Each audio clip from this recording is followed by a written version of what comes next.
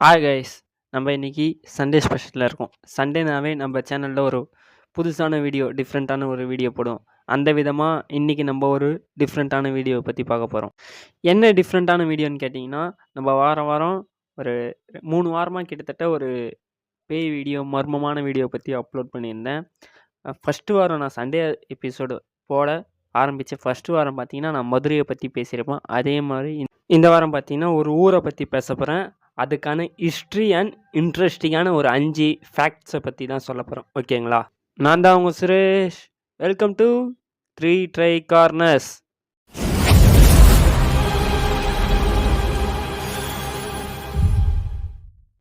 நம்ம இன்றைக்கி எந்த ஊரை பற்றி தெரிஞ்சுக்க போகிறோன்னா, கன்னியாகுமரியை பற்றி தாங்க தெரிஞ்சுக்க போகிறோம்.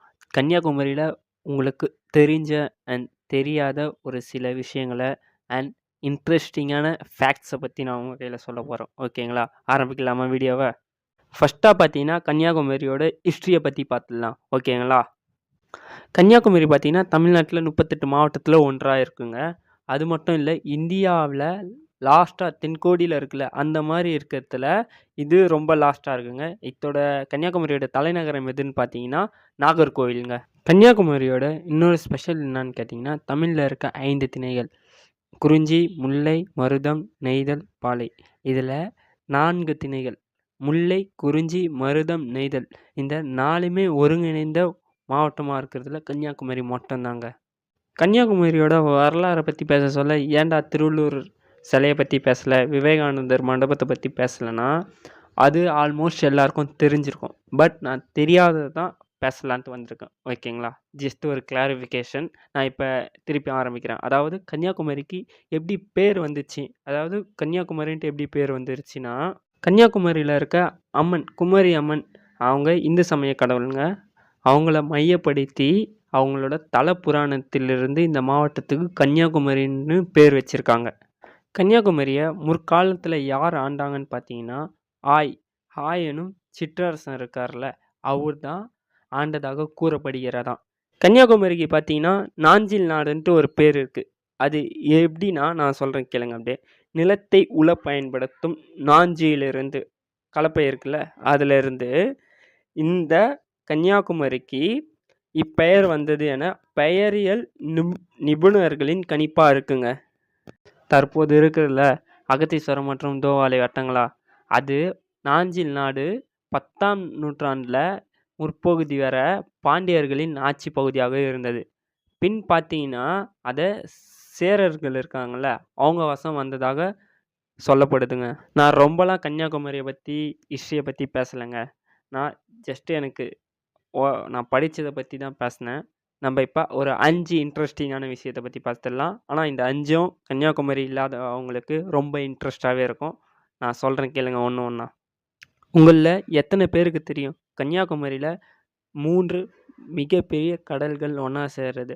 அதாவது எந்தெந்த கடல்னு பார்த்தீங்கன்னா, வங்காள விரிகுடா, அரபிக்கடல், இந்திய பெருங்கடல். அதாவது இந்த 3மே ஒரே அலையில் வருவாங்க. அதுதாங்க இந்த இடத்துல இருக்க மிகப்பெரிய ஹைலைட்டு. நம்ம 2வதாக பார்க்க போகிறது காந்தி நினைவு மண்டபங்க. அதாவது காந்தி நினைவு மண்டபம் கன்னியாகுமரியில் அதிகமாக பார்க்கப்பட்ட நினைவு சின்னங்களில் ஒன்றாக இருக்குது. அது மட்டும் இல்லை, மகாத்மா காந்தி இருக்கார்ல, அவர் அஸ்தி மூழ்குவதற்கு முன்பு வைக்கப்பட்ட இடமாக இருக்குது இது. அது மட்டும் இல்லை, வரலாற்றில் முக்கியத்துவம் வாய்ந்ததாகவும் இருக்குது. இந்த காந்தி மண்டபம் இருக்குல்ல, அதோட கட்டிடக்கலை பார்த்தீங்கன்னா ரொம்ப ரொம்ப ரசிக்கத்தக்கதாக இருக்கும். ரொம்ப பிரபலமானதாகவும் இருக்கும்.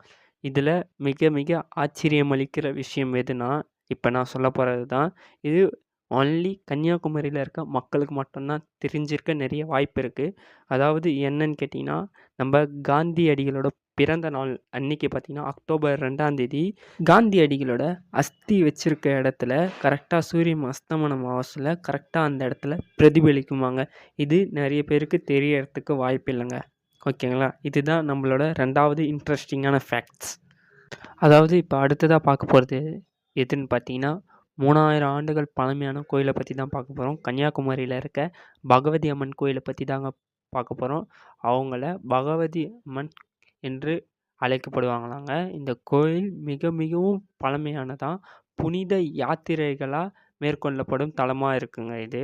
அது மட்டும் இல்ல, மில்லியன் கணக்கான சுற்றுலா பயணிகள் வர இடமாவும் இந்த கோயில் இருக்கு.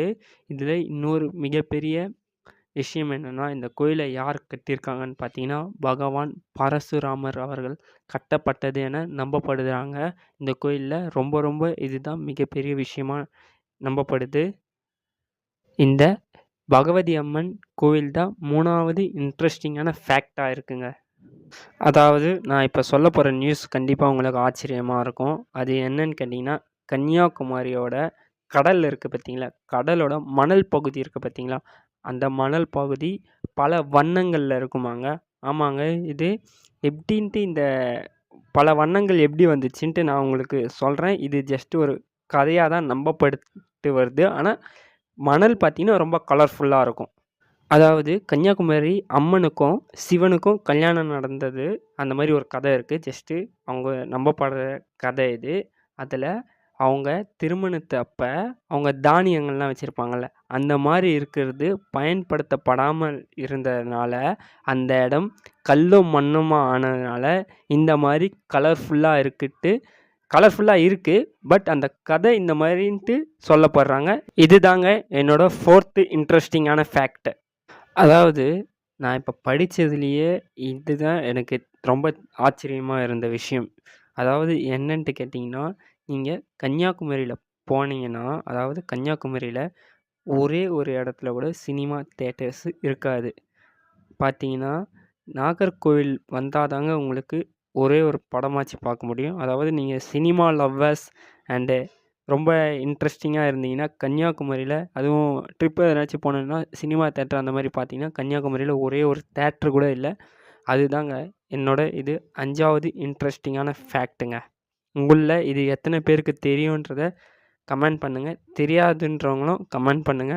இந்த வீடியோ புடிச்சிருந்தா லைக் பண்ணுங்க, ஷேர் பண்ணுங்க, மறக்காம சப்ஸ்கிரைப் பண்ணுங்க. நம்மளுக்கு இன்ஸ்டால ஒரு அக்கவுண்ட் இருக்கு. அத போய் ஃபாலோ பண்ணுங்க. ஓகேங்களா?